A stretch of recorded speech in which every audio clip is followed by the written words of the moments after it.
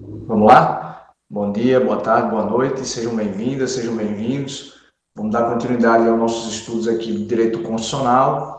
Desta feita, na aula de hoje, a gente vai, né, nesse campo de teoria geral dos direitos fundamentais, a gente vai estudar o assunto características dos direitos fundamentais, perfeito? Então, eu já vou colocar na tela aqui para vocês observarem, tá? A nossa projeção aqui, e aí a gente começa a discutir. Vou trazer para vocês aquelas principais características que são apresentadas pela doutrina, né, que trata sobre o assunto relacionado aí aos direitos fundamentais. Então, a partir disso, a gente traz algumas considerações e algumas reflexões sobre o tema.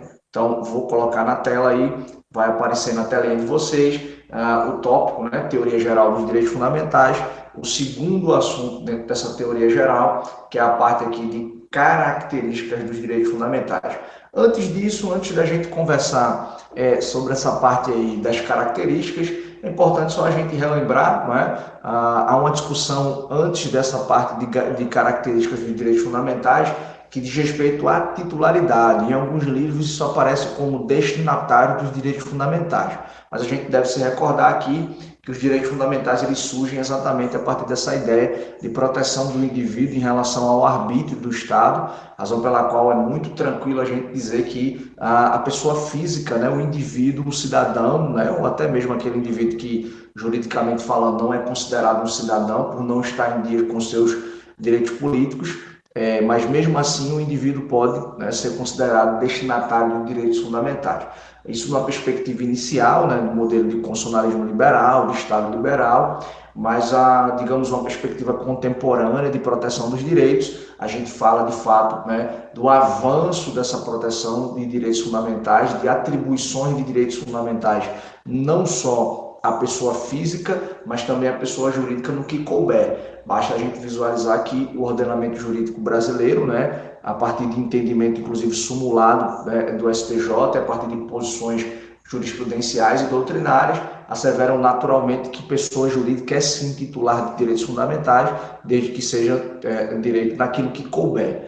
Então, por exemplo, a honra objetiva, o direito de imagem de uma pessoa jurídica deve ser preservado, né? Razão pela qual alguém pode ser condenado numa ação de reparação se violar a imagem da pessoa jurídica. E a gente viu também que, embora o DNA, a raiz dos direitos fundamentais, envolva uma proteção do indivíduo em relação ao arbítrio do Estado, a fazenda pública, né? O Estado, o município, a União, o Distrito Federal, enfim, as pessoas jurídicas de direito público podem invocar também direitos fundamentais, desde que direitos fundamentais de natureza processual, né? Aqueles direitos fundamentais que são aplicáveis no curso de um processo, né? Devido processo legal, contraditório, ampla defesa, dentre outros aspectos. Embora haja um movimento aqui na América Latina, por exemplo, de valorização da mãe natureza, né? É o que nós chamamos de novo constitucionalismo latino-americano, algumas ideias incorporadas nas constituições latino-americanas pós o período de fim das ditaduras militares aqui no que nós chamamos de Cone Sul, não é? Na América do Sul, alguns países que passaram por esses períodos ditatoriais.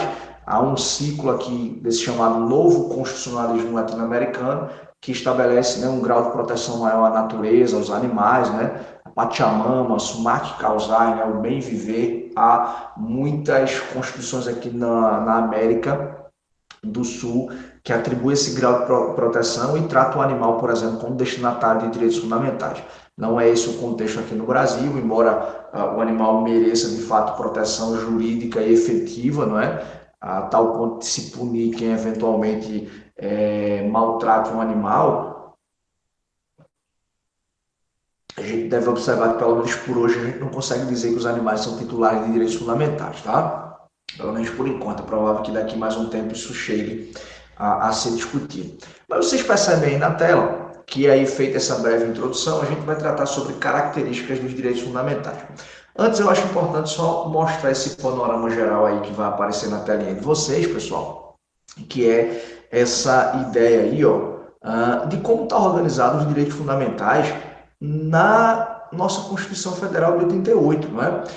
Se você vê o título 2, que é inaugurado pelo artigo 5º da Constituição, e aqui eu só quero visualizar aqui se realmente está aparecendo para vocês, tá? Essa exposição está aparecendo aqui para mim também. Então fica melhor para visualizar se está tudo bem apresentado aí para vocês. Olha só, vocês conseguem ver na tela aí que o panorama previsto na Constituição é exatamente esse, né? O título 2, inaugurado pelo artigo 5º, dos direitos e garantias fundamentais, vai ser dividido, né, nos direitos e deveres individuais e coletivos, aí previsto no artigo 5º, direitos sociais previsto no artigo 6º, no artigo 7º, por exemplo, né? Direitos de nacionalidade, por exemplo, no artigo 12, os direitos políticos, ali, por exemplo, no artigo 15, e aí até o artigo 17 a gente fala ali dos partidos políticos. Então, esse título 2, ele vai do artigo 5º ao artigo 17 e tem esses direitos aí previamente estabelecidos, perfeito? Então, vamos para cá, para a gente começar a tratar sobre características dos direitos fundamentais. E a primeira característica que a gente visualiza aí na tela é exatamente a ideia de universalidade dos direitos fundamentais. Eu já tive a oportunidade de conversar com vocês sobre a ideia que deve ser bem percebida do porquê a gente dizer que direitos fundamentais surgiram apenas ali nas revoluções do século XVIII, né? Independência dos Estados Unidos, Revolução Francesa, e por que desprezar experiências históricas anteriores que em alguma medida consagravam direitos. Por exemplo, a Magna Carta Inglesa de 1215, né? A Bill of Rights, que foi a Declaração de Direitos lá na Inglaterra e que foi fruto ali daquele movimento que nós chamamos de Revolução Gloriosa, que estabeleceu uma monarquia constitucional na Inglaterra, pôs fim ao regime absolutista, né? Pôs fim à dinastia dos Stuarts lá na Inglaterra. Por que desprezar experiências anteriores e falar que esse discurso aqui de direitos fundamentais ele chegou apenas aqui a partir do século XVIII? Exatamente por conta dessa primeira característica que está aí, a universalidade. O discurso de que os direitos fundamentais, né, direitos humanos, eles devem ter como destinatários todos os indivíduos, independente da sua crença, da sua raça, da sua origem, da sua cor, é um discurso que vai aparecer exatamente com a Revolução Francesa e com a independência dos Estados Unidos. Essas experiências anteriores de declarações de direitos, né, a exemplo dessas duas que eu falei agora há pouco, a Bill of Rights na Inglaterra e a Magna Carta Inglesa também de 1215, tinham destinatários específicos. Então, era o indivíduo ali, a sociedade, um integrante de determinado grupo socioeconômico naquela comunidade inglesa, que era, né, o indivíduo titular daqueles direitos fundamentais. E se a gente volta mais um pouco na história, né, falando ali das civilizações primitivas, a Roma, a Grécia, né, antiga, o povo hebreu e todas essas experiências que geralmente a gente estuda em história do direito, foram experiências que apresentaram em alguma medida um catálogo de direitos, mas não com esse ideal aqui universalizante de dizer que todos os homens, né, aí a independência dos Estados Unidos, a Declaração da Virgínia, da Virgínia, né, de Direitos da Virgínia de 1776, e a própria Declaração dos Direitos do Homem e do Cidadão de 1789 já falavam dessa ideia de todos os homens nascem iguais, né, livres e iguais em direitos, e são destinatários de direitos fundamentais. Então, esse discurso de universalidade dos direitos alcançarem a todos indistintamente surge exatamente com essas experiências do século XVIII, por isso que não é tecnicamente desprezar as experiências anteriores, mas é fazer esse recorte histórico e dizer que essa ideia de direitos fundamentais, de direitos que atingem esse grau de fundamentalidade para a garantia de dignidade da pessoa humana, esse discurso, né, de universalidade surge exatamente a partir do século XVIII. Na mesma toada, pessoal, essa segunda característica que está na tela aí para vocês, né, a ideia da historicidade dos direitos fundamentais, ela está intimamente ligada àquela ideia do surgimento das dimensões de direitos fundamentais, ou como a gente já falou também, né, em relação àquela crítica das gerações de direitos fundamentais, né? É prudente que se use dimensões de direitos e não geração de direitos, porque surge uma primeira dimensão, uma segunda dimensão e uma terceira. Tecnicamente, a gente não está falando de uma substituição de uma dimensão em relação à outra, ao contrário, a gente está falando aqui, né, de uma ampliação do catálogo de direitos fundamentais e de uma ampliação, né, da proteção do indivíduo diante do arbítrio do Estado. Então, basicamente, a ideia dos direitos fundamentais eles serem históricos ou serem dotados dessa ideia de historicidade é porque há recortes históricos, há movimentos históricos no tempo e no espaço que, ao reivindicarem, né, determinados direitos, fizeram surgir aí determinadas categorias de direitos que são muito reflexos daqueles determinados momentos históricos e daquelas reivindicações.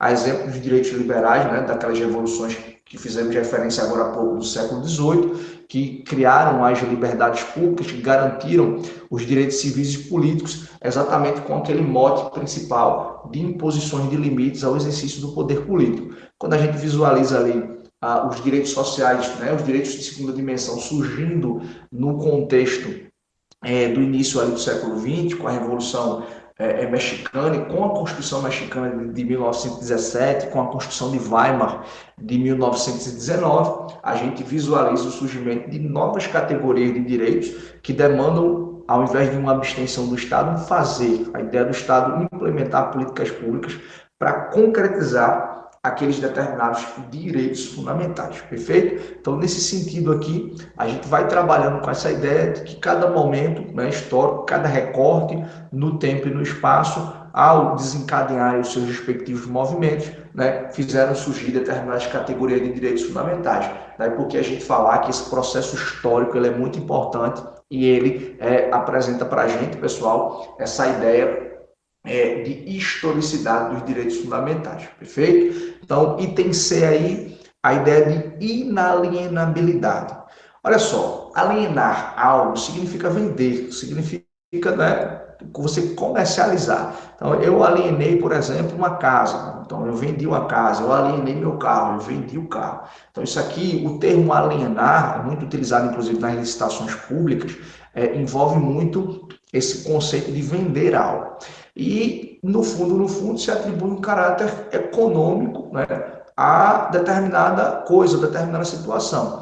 O que não é possível a gente atribuir esse caráter aqui nos direitos fundamentais. Não há conteúdo econômico, eu não posso vender meu direito fundamental. Não há um conteúdo patrimonial de um direito fundamental. Então, quando a gente está dizendo que um direito fundamental, né, ele é inalienável, significa que dele não se pode extrair um conteúdo econômico, razão pela qual o indivíduo, né, eu, você, nós, não poderemos vender um determinado direito que temos, perfeito? Por quê? Porque não se pode extrair um conteúdo econômico. O direito fundamental aqui, ele é inalienável. O item D, pessoal, que apresenta também uma característica dos direitos fundamentais, é o que nós chamamos da imprescritibilidade dos direitos fundamentais. O que significa isso aqui? Você só precisa relembrar o conceito de prescrição. O que é que a gente aprende no direito sobre o conceito de prescrição? Prescrição é o seguinte, é a perda da faculdade de praticar um ato, a perda da pretensão, por exemplo, no processo, em razão do decurso do tempo. Então, quando você ingressa com uma determinada ação, você vai ter um determinado prazo, por exemplo, né, para cobrar uma dívida. Se você não cobrar uma dívida dentro daquele prazo prescricional, a gente vai dizer, por exemplo, que prescreveu a dívida. Significa que o decurso do tempo retirou de você a pretensão de exigir aquele determinado direito em juízo. O que significa, então, esse discurso da imprescritibilidade, tratando aqui na teoria geral dos direitos fundamentais? Representa basicamente o seguinte, pessoal.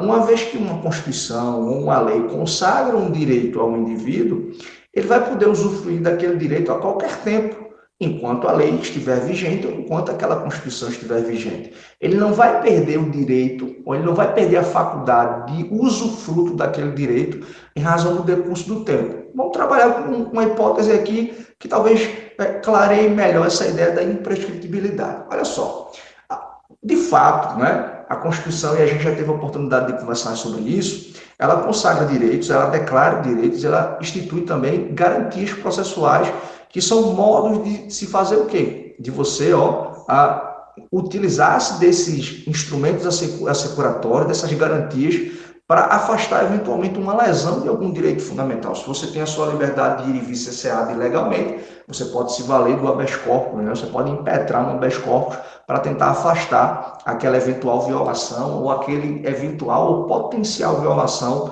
à sua liberdade de ir e vir, né? Uma violação, por óbvio, ilegal ou com abuso de poder. Mas há outros direitos, por exemplo, que estarão lá atribuídos a você, como, por exemplo, o habeas corpus. Pode ser que você passe a sua vida toda e nunca tenha a necessidade de impetrar um habeas corpus em seu favor e em favor de alguém. Mas o direito vai estar lá sempre à sua disposição. Você pode ter o seu direito lá, por exemplo, garantido de você eventualmente impetrar um mandado de segurança. Mas se você nunca quisesse valer do mandado de segurança na sua vida, aquele mandado de segurança, aquele direito vai permanecer lá, né? Você, por exemplo, peticionar os poderes públicos para ter acesso a determinadas informações que são de interesse da coletividade. Pode ser que você nunca faça isso na sua vida, mas o direito está lá, estará lá à sua disposição, estará lá para que você usufrua naquele momento que você considere adequado. Tá? Os direitos fundamentais, eles são imprescritíveis, ou seja, você não vai perder, né, pelo decurso do tempo, aquele respectivo direito. Tá? Enquanto a lei estiver vigente, enquanto a Constituição estiver vigente, ou seja, aquelas normas que consagram determinado direito, você vai poder, né, tê-lo à disposição para que possa usufruir no momento adequado. Então, isso é o que a gente diz de direitos fundamentais serem aqui imprescritíveis, perfeito? Então, o item E apresenta uma outra característica, que é a ideia da irrenunciabilidade dos direitos fundamentais. Talvez, pessoal, essa ideia aqui da irrenunciabilidade tenha muita ligação com o item C, a ideia da inalienabilidade, por causa de algumas situações que eu vou contar, né, ou em razão, né, decorrente de algumas situações aqui que eu vou contar, que você vai conseguir fazer esse link. Então, o que é a ideia da irrenunciabilidade, que também se conecta com a imprescritibilidade? É que você não pode abrir mão de um direito fundamental. O direito fundamental é atribuído a você da mesma forma que você não vai perder o direito pelo decurso do tempo, né? Você também não vai abrir mão, você não vai ter a capacidade de abrir mão, de renunciar àquele determinado direito fundamental. Você não pode renunciar à sua liberdade, por exemplo. Você não pode renunciar à sua vida. Em tese, você tem atribuído direitos fundamentais para a garantia de sua dignidade, e você não pode abrir mão desses direitos fundamentais aqui. Só que vejam, tome muito cuidado com isso, porque a doutrina, né, e a jurisprudência trabalha muito com a ideia de que você não pode renunciar definitivamente aos direitos fundamentais. Agora, temporariamente, você pode abrir mão de um direito fundamental. E aí entra também aquela ideia, né, uma discussão que eu falei agora há pouco. Veja, o direito fundamental ele é inalienável. Eu não tenho como extrair um conteúdo econômico de um direito fundamental. Mas aí você já deve estar se perguntando, tá, Helder, mas existem algumas situações em que o indivíduo, por exemplo, ele abre mão da sua intimidade, da sua liberdade, para participar de um reality show, por exemplo, né? Um Big Brother da vida, a Fazenda. Antigamente tinha aquele programa, acho que é a Casa dos Artistas, né? Que foi transmitido, acho que pelo SBT, se não me falha a memória, que são programas em que há um confinamento de indivíduos lá que são filmados 24 horas por dia, né? Perdem a sua liberdade de ir e vir, perdem praticamente toda a sua vida privada e sua intimidade, em razão de quê? Em razão de um conteúdo econômico. Então, como é que a gente compatibiliza, né, essas características aqui? De fato, né, a doutrina enfrenta e sabe da existência desse tipo de situação, né, e a jurisprudência também. Então, o que a jurisprudência e o que a doutrina escrevem, né, sobre o tema para compatibilizar com essas características que a gente está apresentando para vocês aqui, é que o indivíduo ele até pode, né, renunciar ao direito fundamental, desde que de forma temporária, desde que de forma específica, e ainda que ele usufrua algum tipo de benefício econômico em razão dessa potencial renúncia ao direito fundamental, isso precisa ser temporário. Você não tem como abrir mão definitivamente de um direito.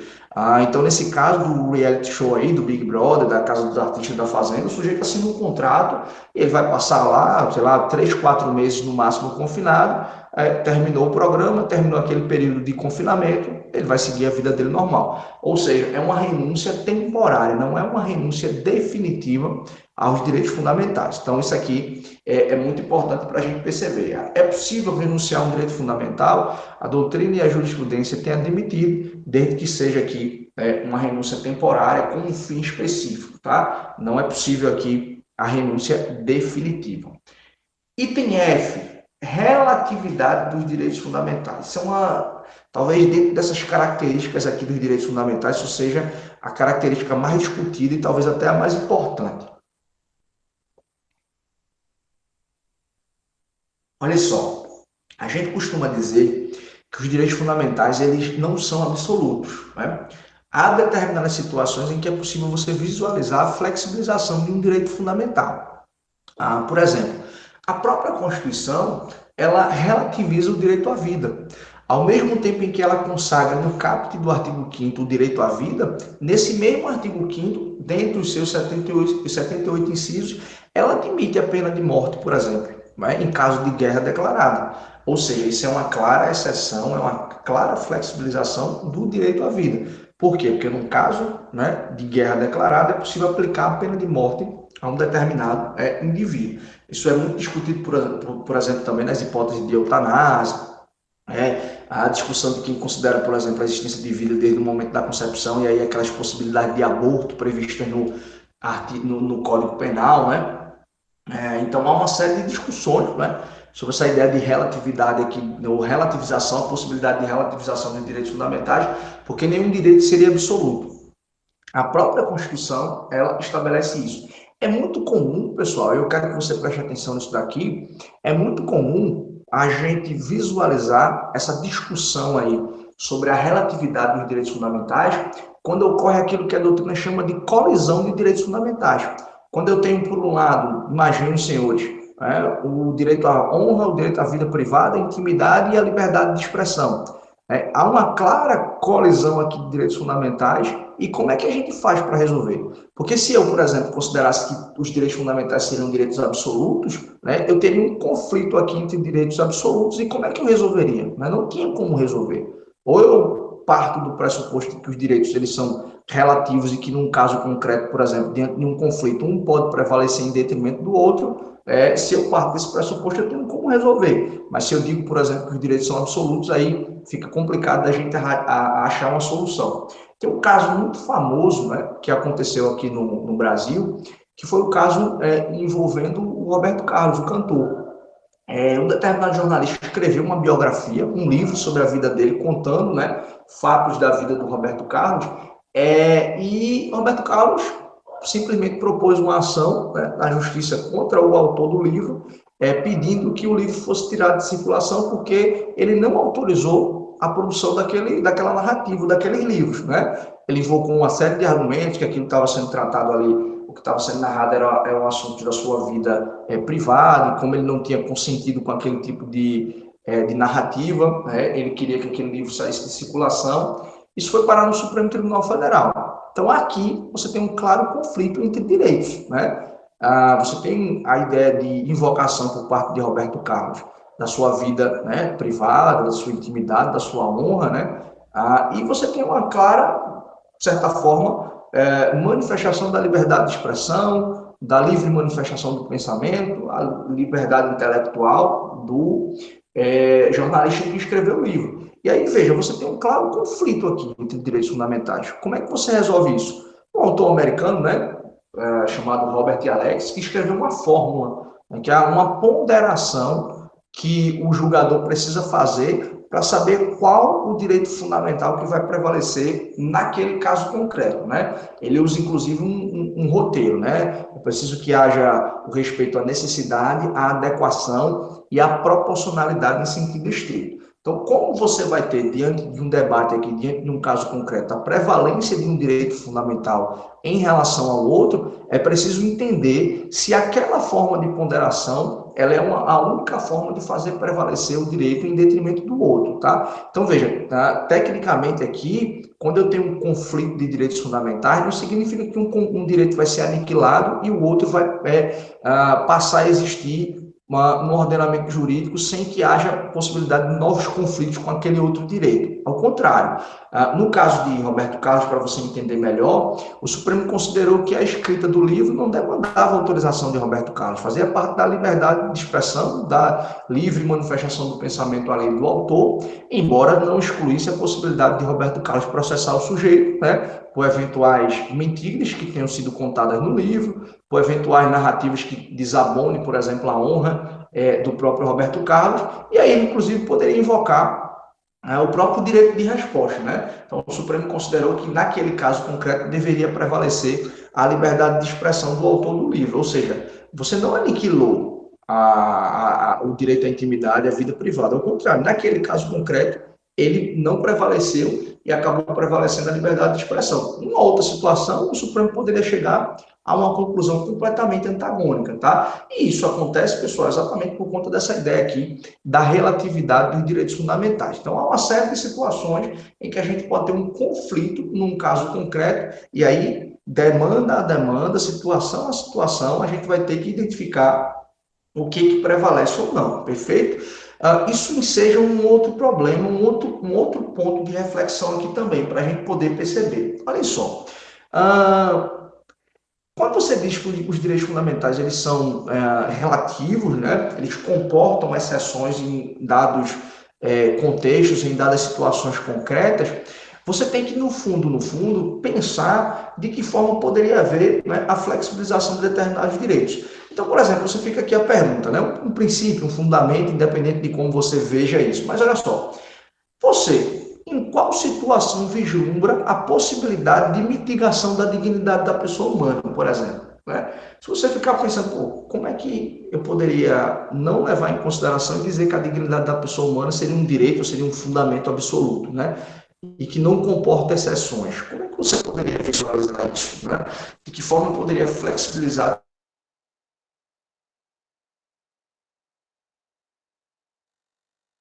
Não, né?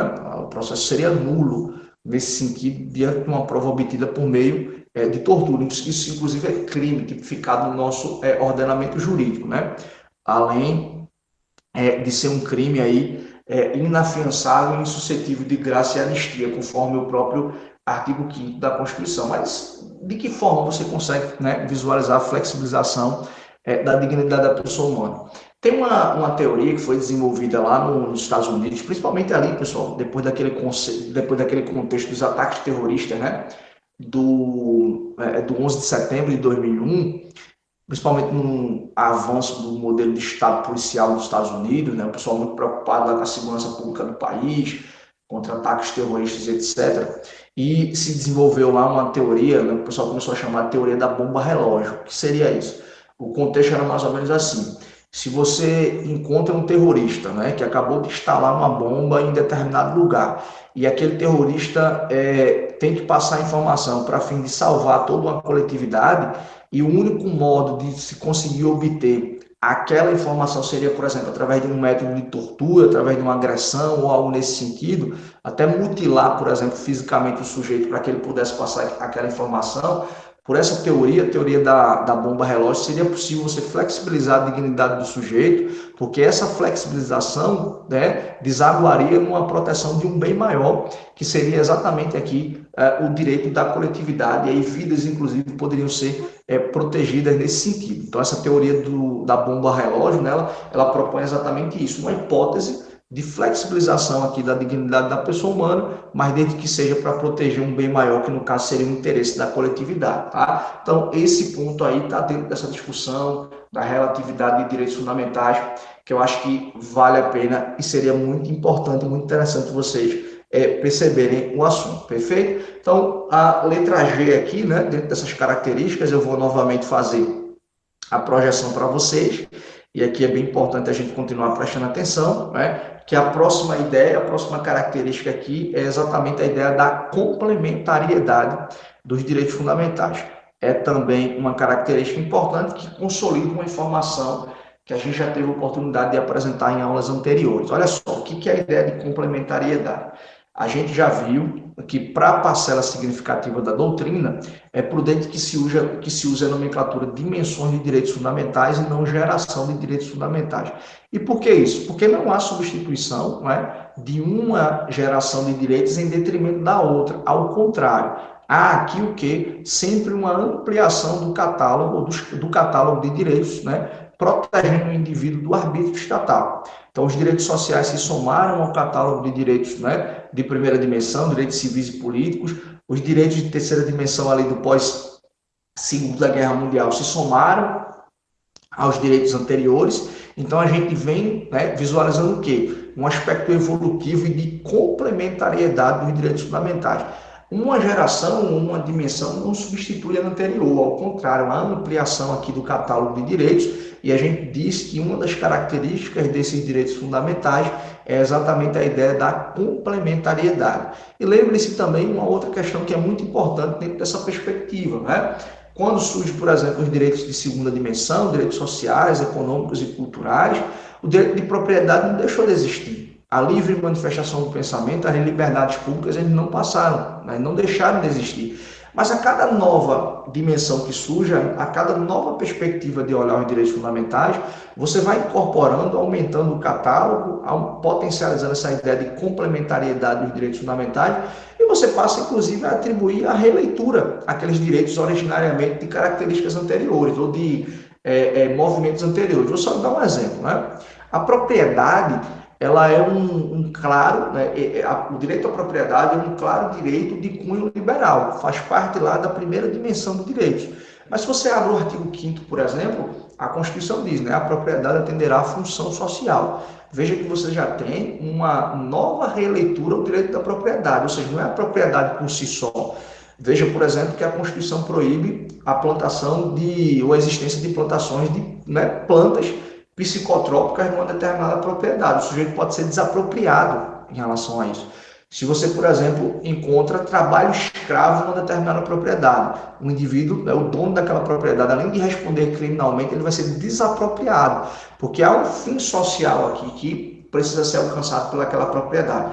Você não pode ter uma propriedade e causar dano ao meio ambiente, né? Promover um desmatamento, promover poluição ou algo nesse sentido. Por quê? Porque você lê a propriedade com essa lente dos direitos sociais, dos direitos de solidariedade, de fraternidade, né? De proteção do meio ambiente. Essa evolução aqui de direitos fundamentais, ela demanda sempre um incremento na leitura, um incremento no modo de interpretação, de hermenêutica desses direitos fundamentais. Então, por isso que é importante a gente entender essa ideia de complementariedade, perfeito? E a última característica para a gente ver nesse encontro aqui, pessoal, que está aí na letra H, a aplicabilidade, né, imediata das normas definidoras de direitos fundamentais, que está aí, ó, nesse dispositivo, tá? Nesse parágrafo 1º do artigo 5º da Constituição, que vocês fazem a leitura aí enquanto eu tomo a minha água aqui, tá? Então, parágrafo 1º, artigo 5º da Constituição.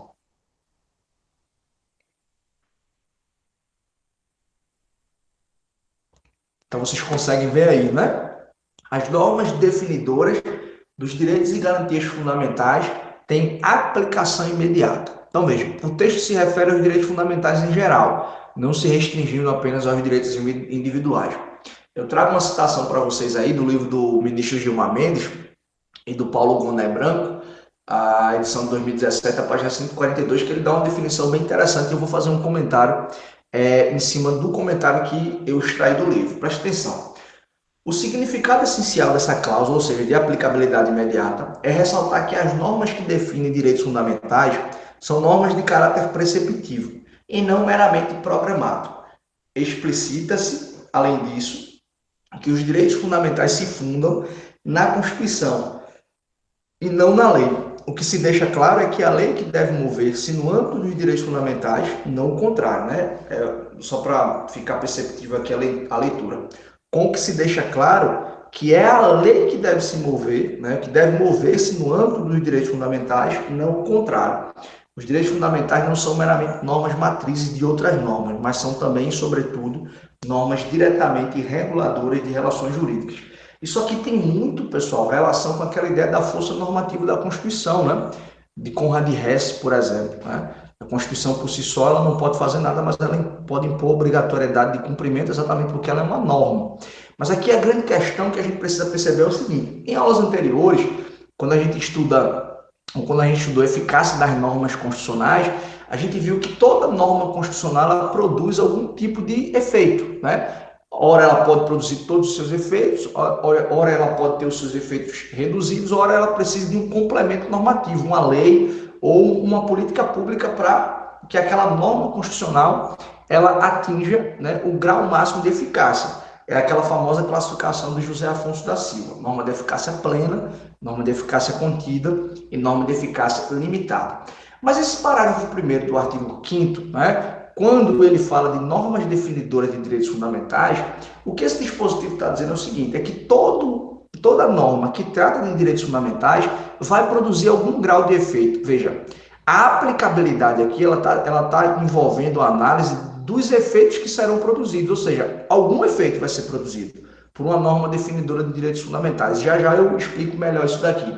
Mas o estudo da eficácia, né, envolve exatamente a análise do grau, quais são os efeitos de fato produzidos por essa norma constitucional. Então, aqui na aplicabilidade, eu sei que a norma vai produzir algum tipo de efeito, e no estudo da eficácia eu vou saber exatamente quais efeitos serão esses. Se vai ser a eficácia plena, se vai ser uma norma de eficácia contida, uma norma de eficácia limitada.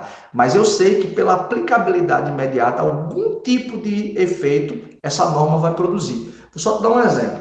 Se a Constituição consagra algum tipo de direito fundamental, mas esse direito ele demande um complemento normativo através de uma lei, né, que venha a ser produzida pelo Poder Legislativo, você não pode dizer o seguinte: esse direito só vai ser usufruído aqui quando a lei foi criada. Não.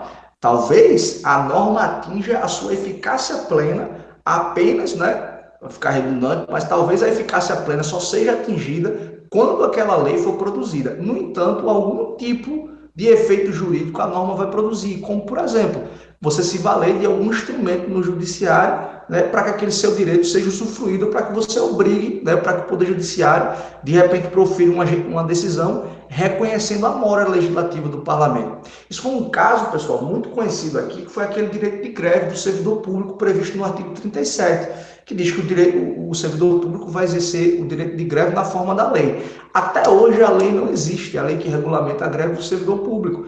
Então, veja, você vai dizer, a greve só vai poder ser feita se a lei for produzida. Não, em razão da aplicabilidade imediata das normas definidoras de direitos fundamentais, há algum tipo de efeito mínimo que vai ser produzido. Qual efeito mínimo é esse? Você poder postular em juízo, ao menos para que o judiciário dê uma alternativa, dê uma solução para o seu caso especificamente. E saber se a norma ela é de eficácia plena, se ela é de eficácia contida, se ela é de eficácia limitada, é um outro estudo, é uma outra discussão. Mas toda norma definidora de direitos fundamentais, ela vai produzir algum tipo de efeito. E essa produção de algum tipo de efeito, ela possibilita, inclusive, demandar no judiciário, para que o judiciário, eventualmente, reconheça a mora do legislativo ou a mora do Poder Executivo, né, a ausência de uma política pública, por exemplo, e determine a concretização daquele direito do caso concreto. Foi o caso, por exemplo, dessa greve dos servidores públicos. O Supremo julgou alguns mandados de injunção e determinou que, enquanto o parlamento não criasse a lei regulamentando a greve do servidor público, fosse aplicada a lei que regulamenta a greve da iniciativa privada. Então, veja, a aplicabilidade aqui das normas definidoras de direitos fundamentais envolve a gente saber que toda norma que trata de direito fundamental vai ter algum efeito mínimo. Por exemplo, a possibilidade de se demandar no judiciário, servir como parâmetro para controle de constitucionalidade. O Supremo diz, olha, está violando, né, tal lei violou tal dispositivo constitucional, tal direito assegurado na Constituição. Ainda que não haja um complemento normativo, ainda que não haja política pública. Mas a aplicabilidade, ela envolve, né, efeitos mínimos imediatos que serão produzidos pela norma constitucional, uma vez inserida na Constituição, aquele determinado dispositivo, aquela norma, e o estudo da eficácia envolve saber exatamente qual vai ser ou quais serão os efeitos produzidos por essa norma constitucional, se de eficácia plena, se de eficácia contida ou se de eficácia limitada. Tá? Então, aqui envolve a partir de quando determinados efeitos serão produzidos, né? Efeitos ainda que mínimos, ou seja, no momento de criação do dispositivo, algum tipo de efeito já está sendo produzido. Mas estudar no campo da eficácia é saber, de fato, como será a eficácia dessa norma, se de eficácia plena, se de eficácia contida, ou aí se de eficácia limitada. Perfeito, pessoal? Então, deixa a gente só recapitular. Então, discutimos aqui, não é, essas características dos direitos fundamentais, a ideia da universalidade, da historicidade, inalienabilidade, imprescritibilidade, irrenunciabilidade, a complementariedade dos direitos fundamentais, perfeito? A relatividade e também a aplicabilidade imediata. Então, são essas as informações mais importantes que a gente tinha para discutir na aula de hoje sobre características dos direitos fundamentais. Espero que você tenha gostado, espero que tenha lhe ajudado de alguma forma, e aí no próximo encontro a gente dá continuidade aos estudos, né, dos direitos fundamentais. Não esquece de compartilhar, de curtir o vídeo, né, faz a tua inscrição no canal se você ainda não fez, e a gente se encontra na próxima aula tratando aí sobre direito constitucional. Então, obrigado a todas e a todos pela presença, até o nosso próximo encontro.